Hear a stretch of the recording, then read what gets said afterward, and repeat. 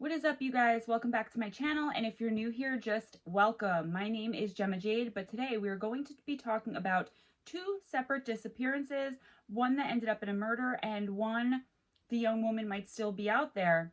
Before I tell you who the people are that we're covering, I just want to say first that normally I don't cover cases that have happened very recently because as the story develops, new information comes in. Some information that we previously thought could be brought up as now it's not accurate, and I don't want people coming after me for providing false information, right? But I received an email from someone else who received an email from this kind of chain of everyone receiving this email. I don't know if it was just a true crime community kind of passing along kind of thing. There is someone or some people in this family who are not going to give up and who are not going to be silenced. And I really didn't want to get involved because, as I said, I don't want to have someone come after me for providing information that turns out, 10 days from now or tomorrow to be false. However, when reading through the information, there's not much. There's a connection in these cases that cannot be denied. And there are things with the murder. It was actually labeled an accidental death, but I'm going to call it a murder. We cannot, in the true crime community, we cannot as human beings start becoming numb to things like this and just go along like a flock of sheep with everything investigators say, because they're not always right.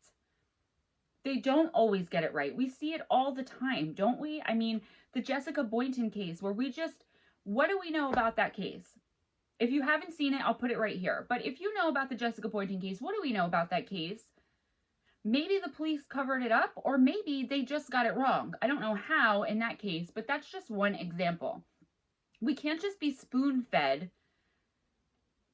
what the media is telling us, what even the investigators are telling us, because after all, they're human too. You guys know I always say, come at me if you want. I'm ready. I back up what I say with the best facts and evidence that I can find, and I'm confident in everything that I put out there as being as accurate as humanly possible. Let's keep in mind, these are real human beings. You guys know me too, especially if you've been with me for a while. There are drugs and drug use involved in this. Don't you dare come at these victims or their families in my comment section. Please don't. If you're going to be judgmental over people that use drugs and victim shame and blame, this is not the video for you. I'm not saying get off my channel, but go to find another video. I'll put one right here for you. That's a little less human, right?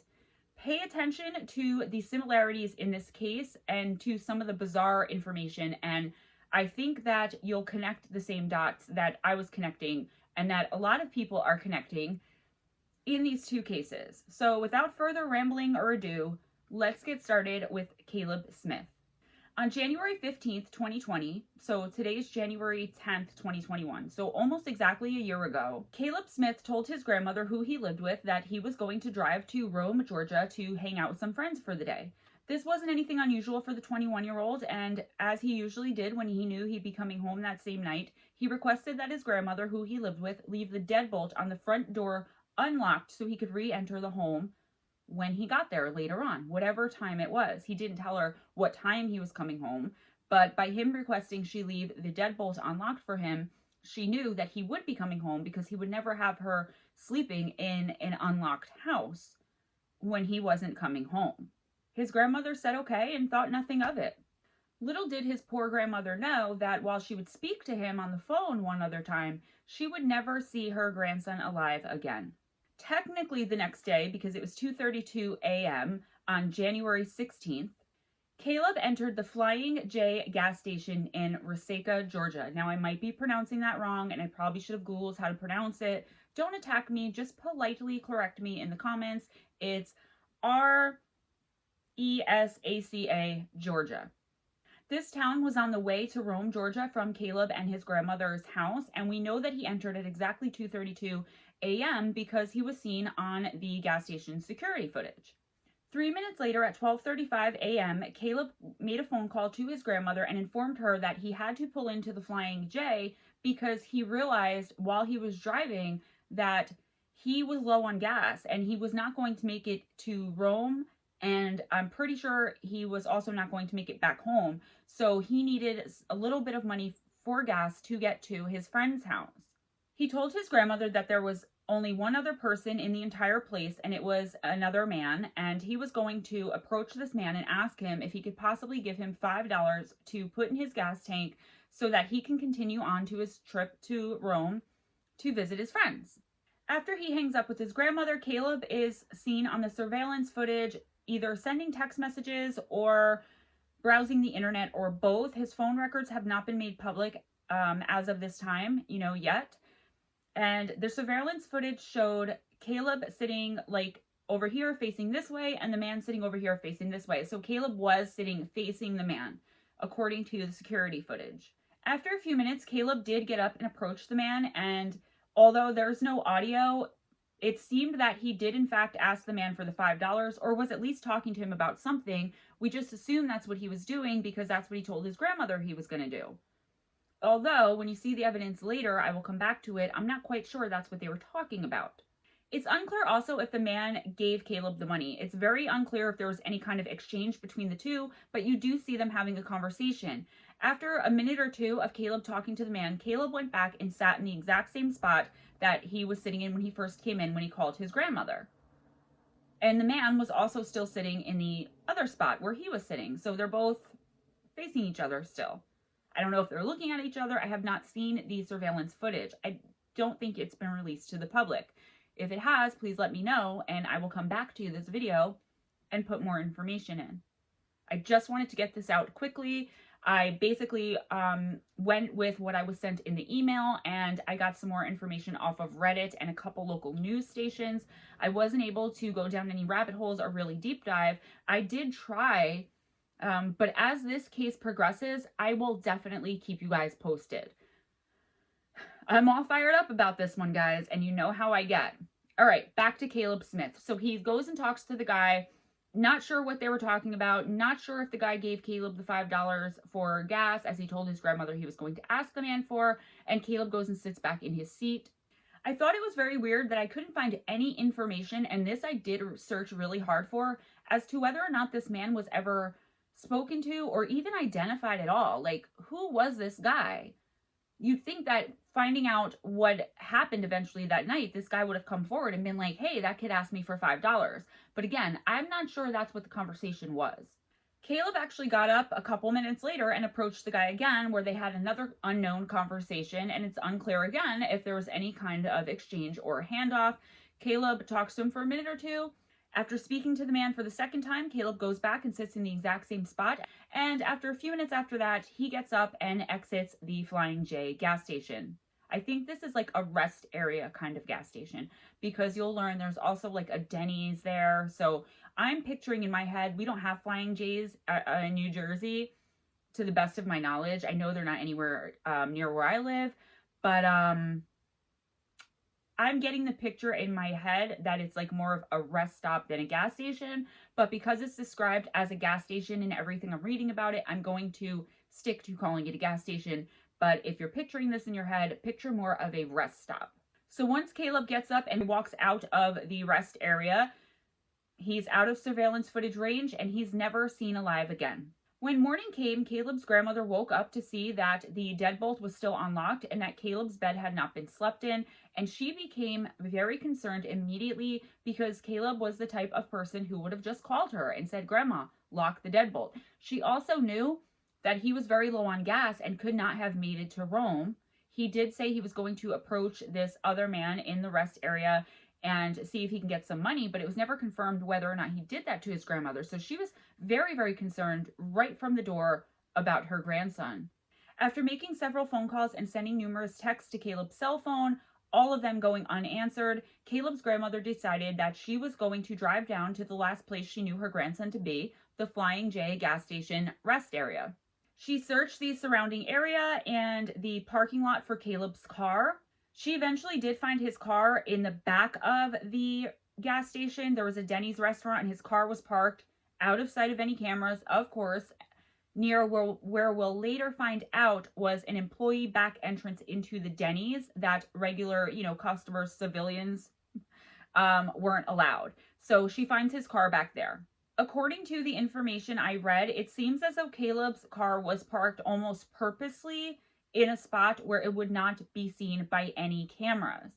His grandmother states that she did not immediately get out of the car to search Caleb's car because she was freaked out by a white Nissan that had pulled in and like purposely parked facing her, and it had very, very dark tinted windows, which I believe are illegal. I know they're illegal here, and I think I also read they're illegal in Georgia. For some reason, nobody got out of this car, and it just kind of freaked his grandmother out. So she called a couple of Caleb's other family members, and she waited for them to arrive before she got out of the car to search Caleb's car. As soon as these other family members pulled into the Flying J, this white Nissan, like, I don't know if it peeled out or just pulled out, but it left the parking lot. So it was a little bit shady and kind of scary, a little bit of a sus situation there, right? So anyway, the grandmother and the other family members get out of their cars and they search Caleb's car, which they found unlocked with the keys underneath the driver's seat. Caleb's cell phone and the battery of the cell phone were separated, and both of them were in the glove box. Although Caleb had made that call to his grandmother, in the very early morning hours, stating that he had to pull into this place because he didn't have enough gas, he actually had a half tank of gas, which was more than enough to get him to Rome and home that night. So essentially, he had lied. I just want to say, in my opinion, I think that Caleb maybe, and this is just my opinion, told his grandmother that he was short on gas and had to pull over and try to get gas money, maybe as kind of an excuse as to why he would be home much later than he was possibly expected, since he asked her to leave the deadbolt open or unlocked. Does that make sense? I don't know if I'm getting what I'm trying to say across properly. Maybe he had decided that he was going to be out even later and possibly be home in the morning, but wasn't sure, and didn't want his grandmother to lock the deadbolt, but also didn't want her to feel unsafe by leaving the deadbolt open all night if he told her that that's when he was going to be home. Maybe his plans changed. I don't know. This is just my speculation. Take it for what it's worth.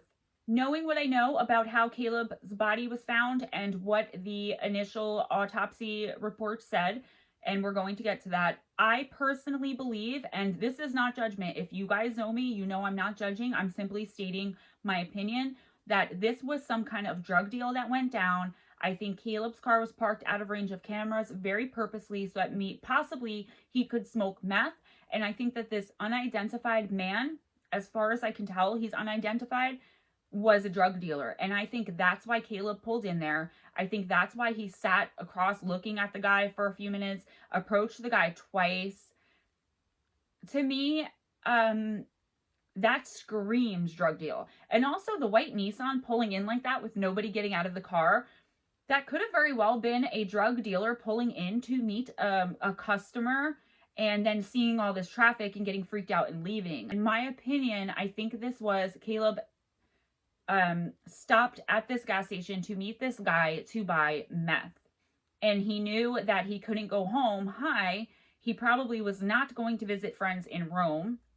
Or if he was, maybe he was picking up drugs for everybody. I don't know. Again, speculation. So let's get back to the facts of what we do know now that I made my opinion known. Caleb's jacket was also found in the car, and even though it's Georgia, this was the middle of January, and it was reported to be very, very frigid and cold outside. His family was extremely confused by everything that they had found. Why were the keys in the car? Why was the door unlocked? Why was the cell phone and battery not together? And why was it in the glove box? Why would he leave his cell phone behind? But mainly, why would he leave his jacket behind on a freezing cold January night? The next day, the family called and reported Caleb as a missing person. Gordon County Sheriff's Office spent all of the next 2 days searching the area surrounding the Flying J rest stop for any sign of Caleb. Obviously, they were also looking for additional evidence as to what had happened to Caleb. Where did he go? Was there foul play involved? All of this searching, however, yielded no results, and the family was left to wonder what in the world happened to Caleb. It's worth mentioning here that the Gordon County Sheriff's Office never processed Caleb's car forensically or otherwise. They kind of did a little look through and immediately released it back to the family. Really? You're not going to do forensics on a car that could possibly be involved in a criminal investigation? What?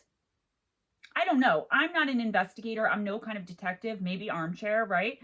But Isn't that like the first thing you do for evidence? I mean, if I was his family, I would be super pissed too. Sadly, on February 3rd, 2020, Caleb Smith's body was found 5 miles away from the Flying J parking lot in a very wet and marshy, muddy area. That's the only details that I found, a wet, marshy, and muddy area. Let's talk about this scene for a minute. It was an overgrown area of the county between the Sugar Valley and Hill City communities. The police reported that a random passerby found Caleb's body in a heavily overgrown and poorly drained area.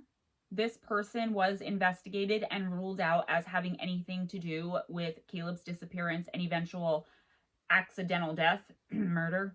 Oddly enough, the fire department had been dispatched to the exact same area where Caleb's body was found earlier that day because of a small brush fire, which was weird because it's reported that they were having a lot of rain in Georgia at that time, and it was a muddy and wet marshland overgrown area.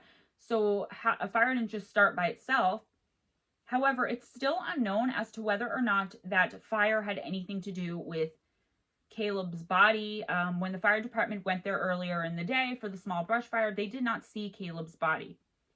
Caleb's body was found completely nude. His clothes were not in his car or anywhere near the body. There was no additional evidence anywhere near the body. The initial report stated that, quote, no immediate indications of violence were apparent, end quote, regarding Caleb's body, and the GBI revealed that there were no indications of violence or evidence of foul play. Really? So Caleb's body was found nude, as I said, but let's talk about not only the fact that his clothes were never found. How did Caleb get there? Are we to reasonably assume that a 21-year-old man walked butt naked for 5 miles? It was the middle of the night and it was dark, sure, but don't you think somebody would have noticed that? And where were his clothes? But the most important piece of information I think we have to consider here were Caleb's feet. They were completely clean. No mud on the bottom of them. No cuts from walking on a sidewalk or on the side of a highway. I'm not familiar with this area, but if it's a rest stop, like it seems to me that it was, it would probably be on some kind of highway. So he walked there completely nude, the 5 miles, okay, high on methamphetamine because meth was found in his system, was never seen. He did something with his clothes for whatever reason, even if the meth made him overheated. People are like, oh, meth makes you overheat. I have no experience with methamphetamine. I don't know. But even so, what's he walking just stripping? And I'm not making a joke out of this. This is how ridiculous this sounds to me. And then what did he do? How did he clean his own feet off before he laid there and accidentally died of methamphetamine intoxication? How is this not at least a murder investigation, right? How is there not more investigating being done into this case? And guess what, guys? There's not. The case is closed. The results of the toxicology were that he had a high dose of methamphetamine, high levels of methamphetamine in his system. And the official cause of death was accidental methamphetamine intoxication. Seriously? Okay, say that it was accidental methamphetamine intoxication. Where was he when he died of this meth overdose, right? Because he could not have walked to where he was. Not nude, in the freezing cold no less, and not without getting his feet at least dirty and at most scratched to high heaven. They need to reopen this case. And if anyone knows if there's some kind of petition or something, or if someone wants to get a petition going at change.org, hit me up. I'll put my email right here, gemmajadyt@gmail.com. Let's do something for this family. Let's get justice for Caleb Smith. I feel like just like what I said in the Clinton Nelson video 1.5 when I was talking to one of the people that knew him, Larry Gillespie. Hey, Larry.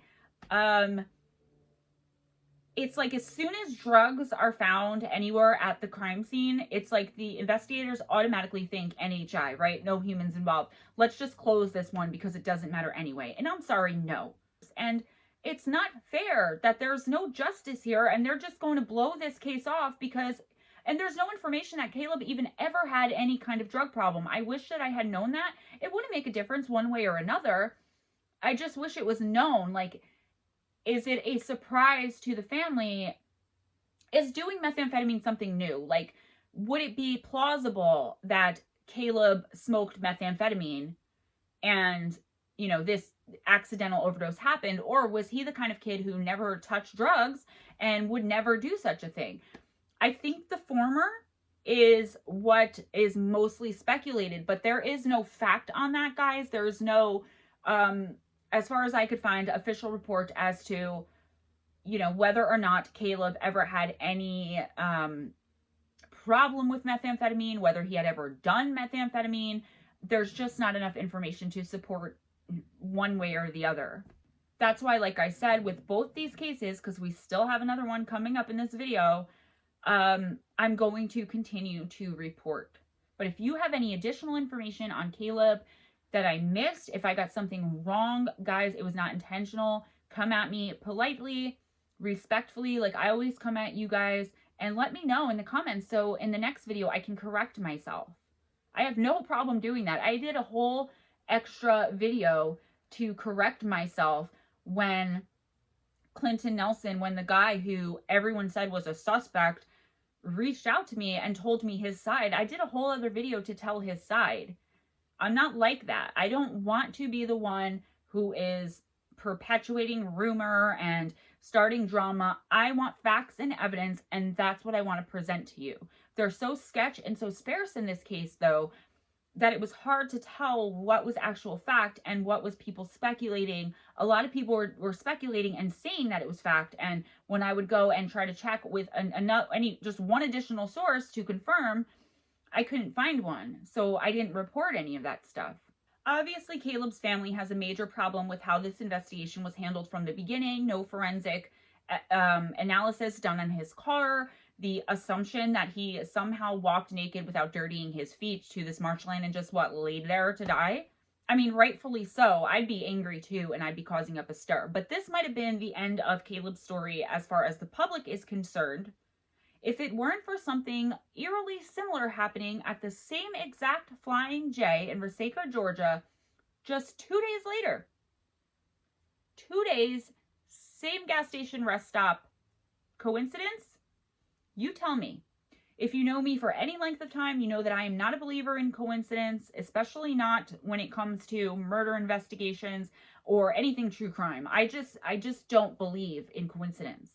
We in the true crime community know this, that there's no such thing as coincidence, really, right?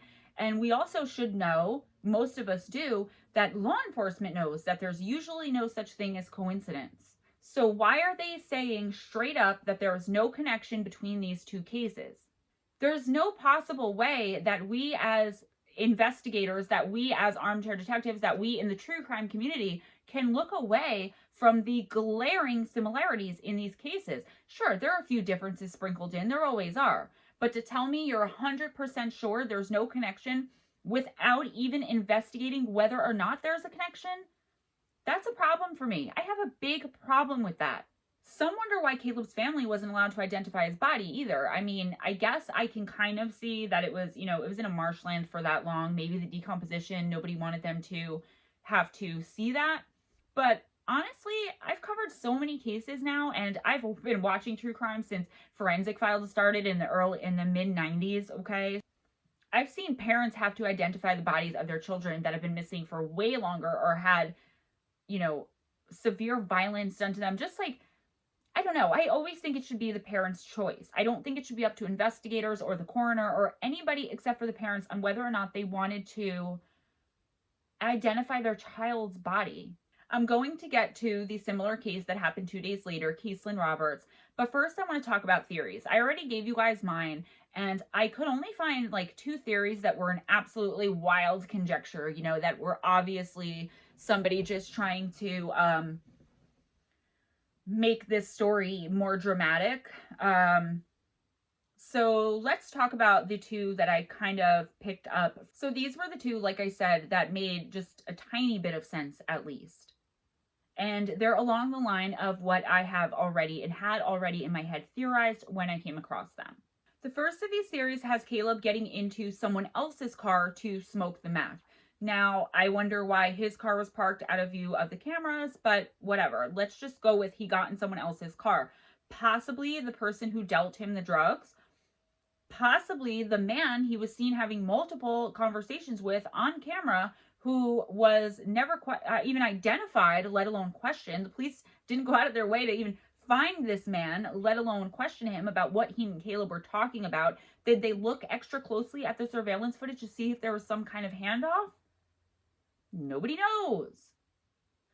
So this theory has Caleb getting into someone else's car and smoking the meth and either becoming overheated and stripping off his clothes, so the other person kind of freaked out and did something to him, or overdosing, so he did actually die of methamphetamine intoxication, accidental, not homicidal violence, but this person drove him to this marshland and put him there. It doesn't explain where his clothes went. Maybe, again, he was overheated.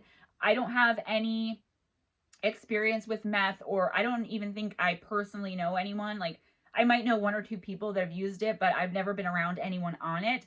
So I don't know, but I heard when researching that it sometimes, if it has certain stuff in it, can make you overheated. So this person didn't want to have a dead body and start being investigated in their car or anywhere near them. So they took off and dumped Caleb's body, which would make sense as to why he was found completely naked. Obviously, like I said, he didn't walk the 5 miles naked, and why his feet were not dirty. However, did the police look on the security cameras that we know there was at least one inside? Were there any outside? I'm not sure. I don't know. To see if any cars pulled in and pulled out with Caleb in it, or pulled in and pulled out quickly, or I don't know. I don't think so. It's like they got the toxicology report back and decided case closed. He died of a drug overdose. That's it. The second theory is pretty much the same thing, only it has a different theory as to what happened to Caleb's clothes. Did this person whose car he was in and who dumped his body know, as most of us do, even if we're not in the true crime community, about DNA and forensics, touch DNA, all this stuff that could have connected Caleb's body to their car?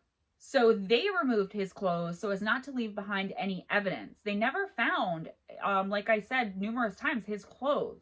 So did this person strip him purposely to get rid of any evidence that would point the police or the investigators back to them?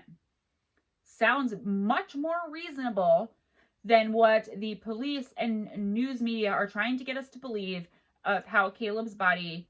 It's not like they came right out and said he walked there, but seriously, how did he get there? Isn't this an obvious question, or is it just me? Like, why aren't the police asking this question? How did this naked body with completely clean feet get 5 miles away from his car into a wet and muddy, overgrown, marshy area? Okay. And a brush fire in the middle of an extremely wet season in a marshland? And that doesn't even deserve to be investigated to see if it's connected? The fact is, we just don't know. We hardly know anything.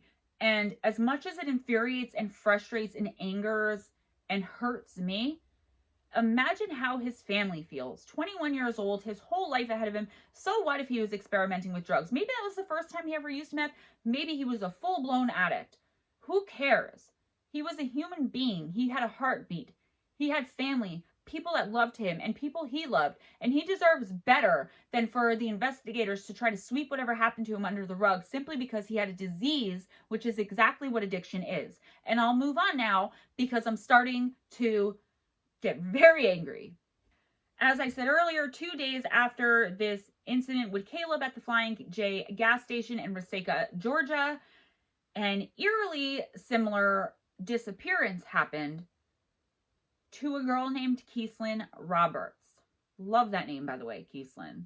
Many people who are familiar with the case or both cases of Caleb Smith and Kieslyn Roberts feel like, at the very least, what happened to Kieslyn, or as much as we know happened because she still has yet to be found, should have at least initiated a little bit more investigation into what happened to Caleb, right? Maybe the police, could have not been stubborn as they always are, and they never want to admit mistakes no matter who it hurts. or no matter how people can obviously see that they're wrong, why couldn't they just say, okay, let's just have another look at the Caleb Smith thing because of what happened to Kieslyn? I mean, Kieslyn's case at least led the public, myself included, to believe that the accidental death ruling should have at least been looked into, even if it was never changed. There should have been more investigation. So let's move on finally to Kieslyn Roberts. On January 18th, 2020, a 21-year-old young woman named Kieslyn Roberts was seen at the same Flying J gas station on surveillance footage, but she was seen entering the back employees only entrance of the Denny's, right by where Caleb's car was found. It was a kitchen entrance for employees only. Some sources state, and these are official sources, that she got into an altercation with someone who told her she couldn't be back there, and then she fled, leaving behind everything except her cell phone. She had dropped a backpack with her cell phone charger, her wallet, her identification, her credit and debit cards. The only thing she took with her was her cell phone, as she literally fled the scene. She took off running. Other official sources report that Kieslyn was just politely asked to please leave, and she dropped her backpack with all of her personal belongings in it except for her cell phone and ran off.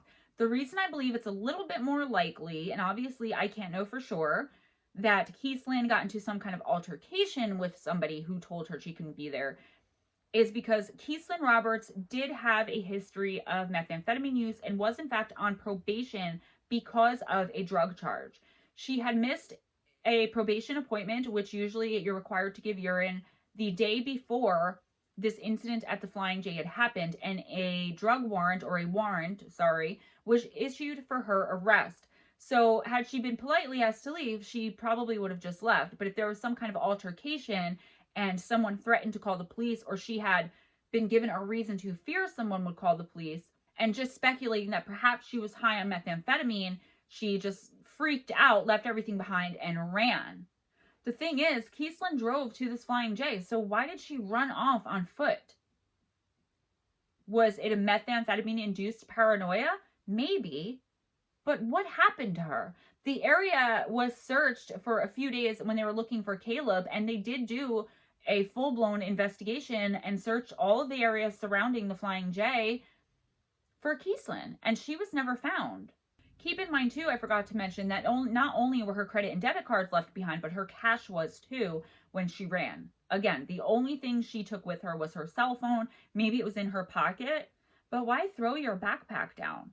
So anyway, regardless of whether or not there was an altercation, which, again, I think, in my opinion, there definitely was, one of the employees from the Denny's did call 911, and they described Kieslyn as, quote, a suspicious-looking young woman.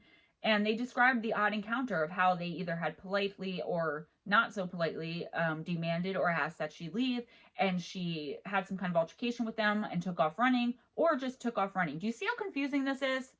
After Kieslyn took off, she was never seen or heard from again, to this day, again, about a year later. Kieslyn's vehicle was found, and the information I got was on January 20th with more of her belongings inside, parked near where Caleb's car was found in the same exact parking lot. But that doesn't make much sense, because if the police were investigating from the very beginning, they were called to the back entrance of this Denny's. If her car was parked near where Caleb's car was parked, which was right near the back entrance to this Denny's, out of view of surveillance cameras, the police would have found her car right away. So if anybody can please verify that information for me, or clear up that information for me. Did they find her car near Caleb's body, maybe? And I misunderstood it somehow? I don't know. I'm usually pretty good with that. But what I read in multiple sources was that the police found her car on January 20th, parked near where Caleb's car was found in the exact same parking lot, which again makes no sense, because that's initially where the police were called to, was that exact part of the Flying J parking lot in the back near the employee entrance to the Denny's. I don't know, guys. Now, a few witnesses came forward and stated that they had spoken briefly to Kieslyn that night at the gas station, at the rest stop, and she had told them she was, quote, meeting a male friend, end quote. And the police did find the male friend that Kieslyn was planning on meeting, and they questioned him and ruled him out, and they also questioned and ruled out Kieslyn's boyfriend. This was done very quickly after she was reported missing, and nobody else has been named as a person of interest or a suspect in the case. Maybe if they looked a little more into Caleb Smith's case instead of just dismissing him, they might find some more information to what happened to Kieslyn. Again, theories and wild rumor speculation abound in Kieslyn's case as well. There have been several sightings of her, unconfirmed of course, across the entire country in multiple cities throughout the United States. Never able to be confirmed. I think that the investigators are still actively working this case. You know, they're still working her case because she's missing, or maybe it's because there's a warrant out for her. Do you know what I mean? Is it because they really care what happened to Kieslyn? Because no offense to the Gordon County Sheriff's Office, but this is all my opinion and I'm allowed to have it. I'm not stating it as fact. But from what I see, in my opinion, they just tossed Caleb aside and ignored very strong evidence that there was at least someone else involved in disposing of a body instead of calling 911, right? But they're so concerned about Kieslyn, who was a known methamphetamine user, but she had a warrant out for her arrest. This is still an active investigation. Whether that's the reason or not, you guys be the judge. I'm simply presenting my opinion and the facts that I can find, that I hope all of this is accurate. Again, if someone can please clear up where and how and when they found her car, because I do think I got that wrong. Makes no sense. There are reports about the investigators searching the Flying J parking lot and surveillance cameras in March of 2020, and it's so nonchalant, like totally ignoring the fact that this was like a month and a half after she went missing. But okay, they searched in March of 2020 the Flying J parking lot and surrounding area, and guess what? They found articles of clothing belonging to Kieslyn in the dumpster in the parking lot in the back by the Denny's employees only entrance. An employee stated that the clothes had been there the entire time, although this cannot be confirmed. Why did it take a month and a half for the police to search this place? Maybe the information I got about where they found her car was right, because it took them this long to search a dumpster, really? Right where she went missing? Like, what if she had went and hid in there for when the cops came and got buried under trash or something? You never know. Are you serious right now? So a month and a half later, they finally decide to search and they find clothing that belongs to her. It didn't say if it was all of her clothing, and I could not find which articles of clothing, but it did state articles of clothing that belonged to Kieslyn Roberts were found in this dumpster behind the Flying J, by near where Caleb's car was parked, where Kieslyn's car was found, and by where she had last been seen fleeing. Unfortunately, guys, this is all I have for you today. Please let me know if you have anything else. I really am going to keep a close eye on both of these cases. Well, in Kieslyn's case, because Caleb's is closed, but I want to see if there's anyone doing anything actively to get this case reopened. There really should be a petition on change.org or somewhere. If there is, someone please let me know so I can start putting the link in the description box. Also, just know that Kieslyn could very well still be out there. But how is it that her clothing was found, Caleb was found naked, and his clothing was never found? Did they check this dumpster when Caleb was reported missing? Were his clothes possibly in there, but they didn't check? I would love to know if they checked this dumpster when Caleb went missing. Because remember, it took a while, like a month and a half, for them to find his body. So were they waiting just as long to search that dumpster in Caleb's case, but once they found the body, decided not to? I think it's very possible and a very reasonable thought that Caleb's clothes could perhaps have been dumped in this dumpster too. I think that there's very strong evidence that these cases are connected somehow. Some drug dealer doing something, maybe putting something in the methamphetamine. You never know what you're getting with street drugs. It's infuriating.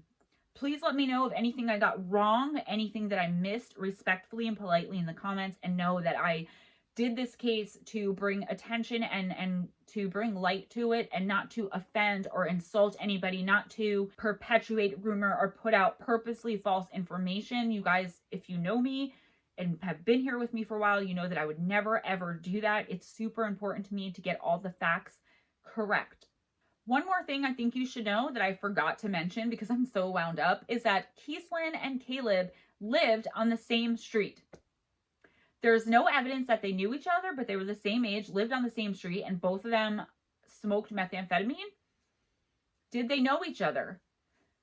There's got to be more, guys. There has to be more. My spidey sense is tingling, and there has to be more. And I really, really hope that Kieslyn is found safe, and I hope that the investigation into Caleb Smith's death is reopened and the family can get some peace.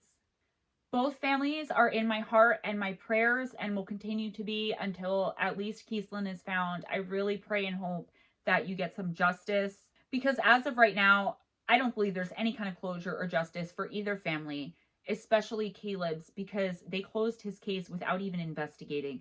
And that makes me sick to my stomach. Literally, physically ill. Guys, be sure to give this video a thumbs up. Subscribe if you are not already. Check out my podcast with Steve Stockton, Strange Things with Steve Stockton and Gemma Jade. I'll leave a link in the description box. We could really use subscribers. We could really use some likes over there. We took a couple weeks off for a little winter break to kind of get our minds together and work on some other things that we're working on. My astrology channel, getting Hot Mess back up for you guys soon. So I hope you're all having your best day, your best night. Remember to be kind to each other, guys. Don't judge. It doesn't cost you anything to be kind, to show patience, to show grace to people. We're all human beings, guys. We all have the same heartbeat. You know what I mean? So just be decent to each other and to yourselves. Take care of yourselves. These cases really bothered me.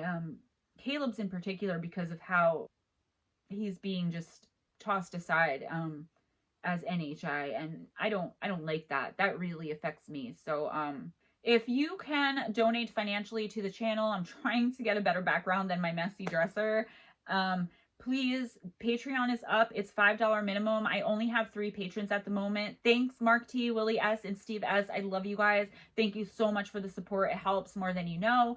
Right now, I don't have Patreon only content up, but I am going to be giving early access to videos. Guys, any little bit helps, just to show your support of me and the channel if you're able to. Click on the link below to join Patreon and become a patron, or I also have my PayPal link down there, which might be easier for you if you just want to do a one-time thing where it doesn't keep coming out monthly. Either way, it goes directly into my account, and either way, I will give you access to the Patreon only content when it comes, because I'm hoping my channel just gets bigger and bigger to the point where I have enough that I can put out Patreon only content without it affecting my channel. I'm trying to get 1,000 subscribers by, I think, June is when I started this channel. So if you can share, that would be great. Word of mouth, awesome. I'm doing the first fireside chat live stream on missing persons and mysteries tonight. It's mine and Steve's show, but we're doing it on the show that he is always on, Missing Persons and Mysteries. So by the time this is uploaded, that will already be over, but I will include a link in the description box. We're going to be doing that every Sunday, and it's going to be super fun. Please check it out. We're going to start off talking about a topic, and then the rest of it is going to be wherever it goes while we're chatting with you guys in the comments. So link in the description box to Fireside Chat, Steve Stockton and Gemma Jade on Missing Persons and Mysteries, which we are doing tonight, 7 p.m. Eastern Time, and every Sunday going forward at the exact same time. Link in the description box to Strange Things with Steve Stockton and Gemma Jade. That is our podcast. And a link in the description box to my Patreon to donate financially to the channel, and a link to my personal PayPal to donate financially to the channel as well. Again, guys, be kind to each other. It doesn't cost anything. Have your best day, have your best night, and I'll see you during the week. Mwah. Bye, guys.